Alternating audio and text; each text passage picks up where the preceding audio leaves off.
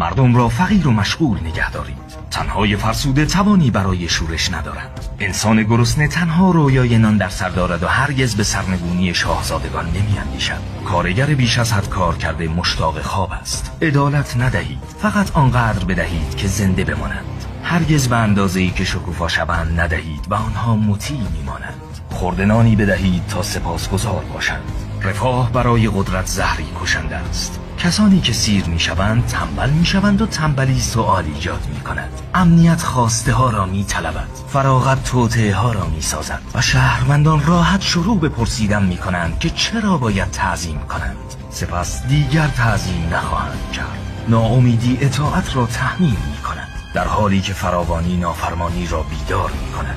انسان‌های گرسنه اطاعت می‌کنند و انسان‌های سیر سازماندهی می‌کنند. آنها را خسته و گرسنه نگه دارید و مشغول در حال تعادل روی لبه